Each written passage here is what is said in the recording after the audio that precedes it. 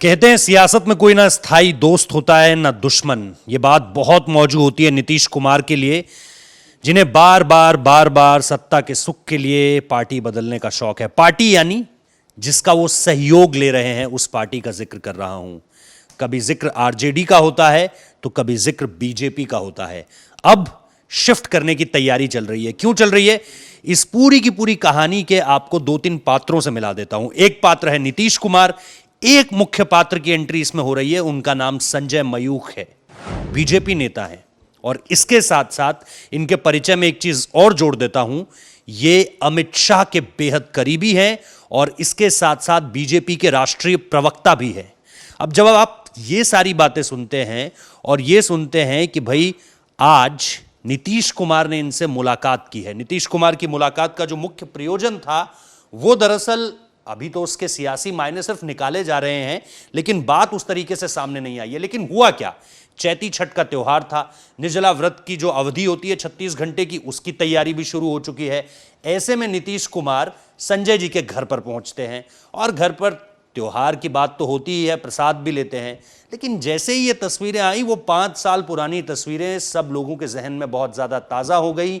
ये तस्वीरें राबड़ी देवी वाली तस्वीरें थी, जब आपको याद होगा कि कैसे तेजस्वी यादव ने कह दिया था कि चाचा तो आ गए हैं, अब पार्टी भी बन जाएगी। और ये उस वक्त की बात है जब बहुत ज़्यादा इस बारे में कयास लगाए जा रहे थे कि क्या आरजेडी और जेडीयू एक साथ आकर बिहार में अब सियासत को यहाँ से आगे बढ़ाएंगे और क्या बीजेपी का साथ नीतीश कुमार एक बार फिर अवसरवादिता के हिसाब से छोड़ देंगे। हुआ यही, रमज़ान की पार्टी थी और इसमें सारी की सारी चीज़ें जो है वो साफ हो गई। जैसे ही तेजस्वी यादव ने मीडिया के सामने ये बात कही कि चाचा तो आ गए हैं, अब पार्टी भी बन जाएगी, वैसे ही सब लोगों को ये पता था कि अब ये महज औपचारिकता रह गई है कि अलगाव होगा और इस तरफ जो है वो एक सियासी साझेदारी आगे बढ़ेगी और बिहार में एक बार फिर से नीतीश कुमार पलट जाएंगे। तो स्थिति यही है। अब जो स्थिति आई है, जैसा मैंने आपको बताया कि बीजेपी नेता से इतर, जैसा मैंने कहा, दिल्ली के कनेक्शन संजय मयूख के बहुत ज्यादा कड़े हैं, बहुत ज्यादा पक्के हैं। और वहां पर अगर आप देखो कि राष्ट्रीय प्रवक्ता ही नहीं, बल्कि अगर आप सेल में भी देखोगे वहां पर भी अलग तरह की जिम्मेदारी है, बिहार में जिम्मेदारी है। और जैसा मैंने कहा कि अमित शाह के बेहद करीबी हैं, तो सियासत जो सियासी दावपेच हैं वो उसी तरीके से खेलते अब नीतीश कुमार नजर आ रहे हैं।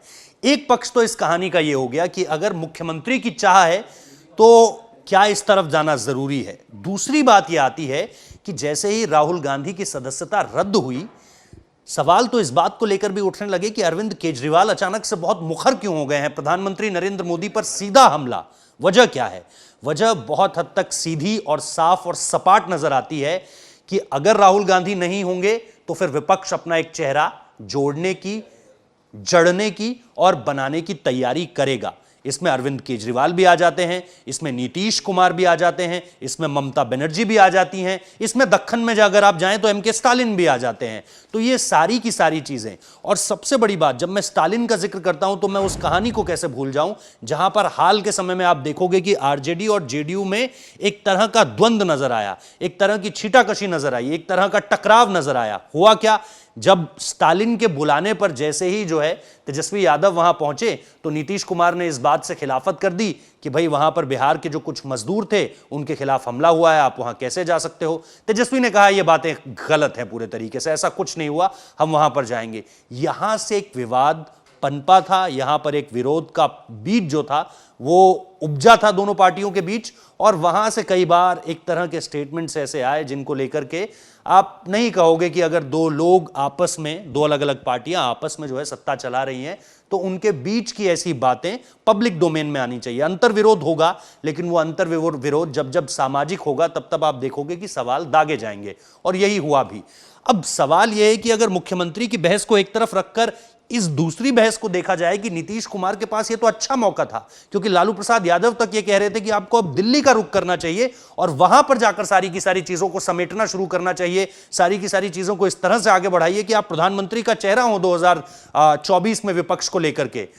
उस तरफ अगर यहां पे संजय मयूख से मिलने का मतलब यह होगा कि आप उस पूरी की पूरी दावेदारी को, उस पूरी की पूरी एक प्लानिंग को खराब कर रहे हैं, क्योंकि अंदर से ही, खुद जेडीयू के अंदर से ही इस बातों को लेकर के अलग अलग नेता ये कहने लगे थे कि नीतीश कुमार प्रधानमंत्री पद का चेहरा होंगे हमारी तरफ से। इस बात का जिक्र पहले से होने लगा था। अब ये नीतीश ने कहलवाया या खुद लोगों ने अपनी तरफ से कहा, क्योंकि नीतीश कुमार की प्रधानमंत्री पद की चाह तो बहुत पहले से है।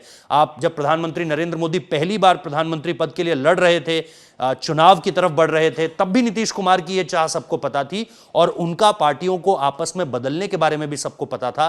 लेकिन इन दो सवालों के साथ आपको छोड़कर जा रहा हूं मैं कि क्या नीतीश कुमार सिर्फ इस मुख्यमंत्री पद से ही संतुष्ट होते हुए आपको नजर आ रहे हैं अगर संजय मयूख से मिलने को इस तरह से देखा जाए, या फिर क्या इसका एक दूसरा पहलू यह भी है कि उनकी प्रधानमंत्री बनने की इच्छा, क्योंकि पिछली बार जब बिहार को जीता था तो उन्होंने यह साफ तौर पर कह दिया था कि अब बहुत ज्यादा इच्छा रह नहीं गई है, शायद आगे बढ़कर इन चीजों को छोड़ दूं, शायद इन चीजों से खुद को अलग कर लूं।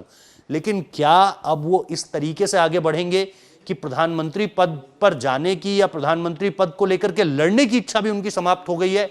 इस बारे में मैं आप लोगों से जवाब चाहता हूं।